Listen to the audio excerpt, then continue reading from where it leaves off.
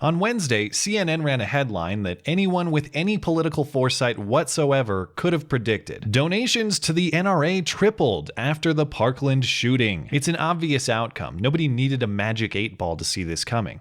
But if I'm being picky, I don't find the reporting or even the actual headline very satisfying. Says the story, it's no secret that interest in guns and gun sales, as evidenced by anecdotes and manufacturing numbers, have until recently gotten boosts from mass shootings. So it would stand to reason that donations to the NRA would get a bump as well. Yeah, but was it the Parkland shooting in and of itself that was causal here? Or was it the reaction to it that likely explains why people are donating to support the NRA? Perhaps a more appropriate headline would read, donations to the NRA tripled after activists call the group child murderers. If you can't get elected without taking money from child murderers, why are you running? And call NRA spokeswoman Dana Lash an unfit mother. I want you to know that we will support your 2 children in the way that we will not. You will not. I wish the NRA lady I could have talked to, because I would ask her how she can look in the mirror, considering the fact that she has children. And try to bully others' political activity. In the name of 17 people, you cannot ask the NRA to keep their money out of your campaign. Maybe the headline should read, donations to the NRA triple after a huge delegation of Congress is pushing a bill that bans dozens of firearms already owned in the millions. Maybe the headline should read, donations to the NRA triple after activists explicitly advocate firearm bans and confiscations. When they give us that inch, that bump stock ban, we will take a mile. Maybe the headline should read, donations to the NRA triple after activists advocate for the repeal of the Second Amendment altogether. It's classic overreach. In the context of activists who mean to do radical damage to your fundamental right to defend yourself, it makes perfect sense that Americans who believe in that right would donate to support the organization best equipped to lobby politically on behalf of that interest. It's not the Parkland shooting that caused this donation surge. It's not as though people are giving the NRA a tip for a shooting well done. The NRA had nothing to do with the shooting. People are supporting the NRA because in the face of activist overreach, the NRA is the group in position to defend the value under attack. Still, the obvious answer often isn't a palatable one, particularly when it challenges your sacred narrative that is supposed to be unquestionable. As soon as I saw this report from CNN, I knew there was going to be some quality twisting and some quality spin from anti-gun media trying to explain what they simply can't accept. That lots of people think they're wrong and support pushback against their activism. And soon enough, I saw this gem circulating Twitter. From the Huffington Post, an NRA offensive since the Parkland shooting appears to be working. The number of donors and overall contributions are surging. An NRA offensive, that's very interesting. The NRA has been attacked relentlessly, despite having nothing to do with this event, yet they're the ones now on the offensive. As the subtitle reads, donations skyrocketed as the gun group issued frothy warnings of the freedom-hating left. Or maybe people just observed the freedom-hating left?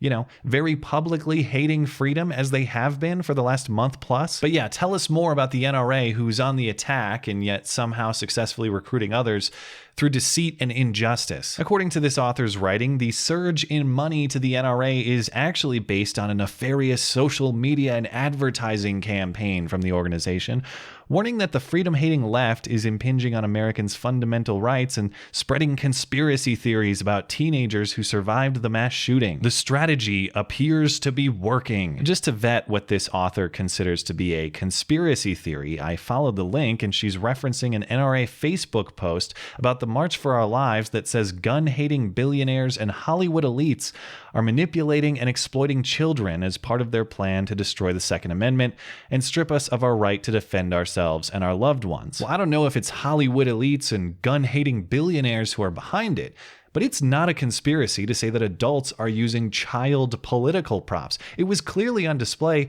during the March for Our Lives event.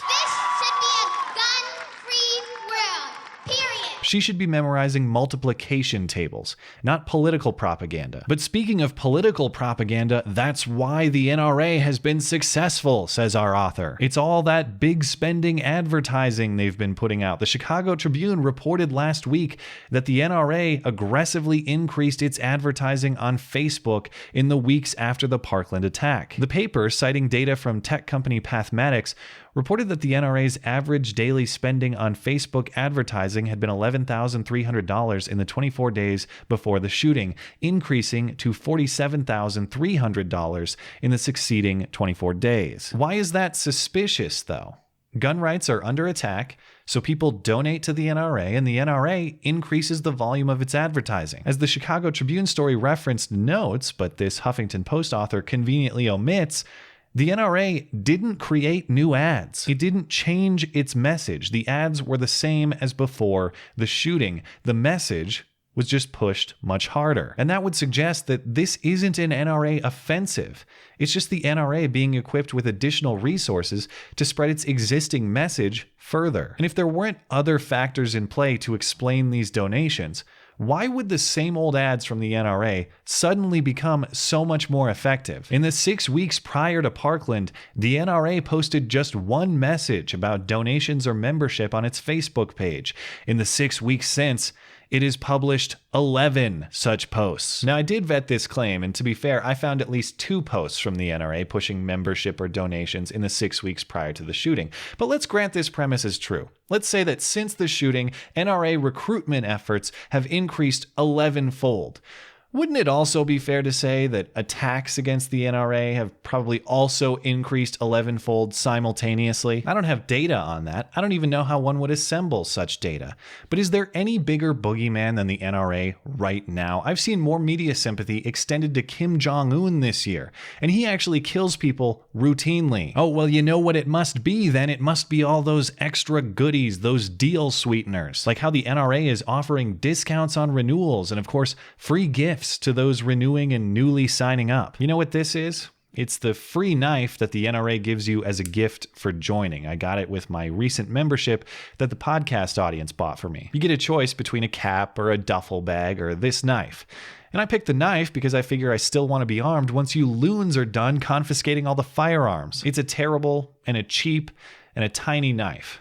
And I can tell you for sure, if I was in it for the knife, I would have put the $40 toward a better knife. It boggles the mind that the ideologues at the Huffington Post and elsewhere can't comprehend the simple answer here. It's not about the advertisements on social media. It's not about discounts or deals. It's not about cheap, crappy free gifts. It's about the values that are threatened by activists and publications like yours. There is no ad, there is no deal, there is no free gift that is as effective in motivating and mobilizing Americans to defend their Second Amendment rights than your aggressive and overreaching attacks on them. There is nothing more complicated here than what is obvious to anyone outside of your ideological bubble. Your efforts are backfiring, and you'd be wise to acknowledge that simple truth instead of developing further conspiratorial explanations to preserve your narrative. You're losing the argument. The sooner you come to terms with that reality, the sooner you start to argue better. Thanks as always for listening and for supporting this channel. Always appreciate that thoughtful discussion down below and especially over on Twitter. That is at ML Christiansen. You're always welcome to come hang out and chat in my live streams. Those are linked down in the description. Looking forward to it. Come on.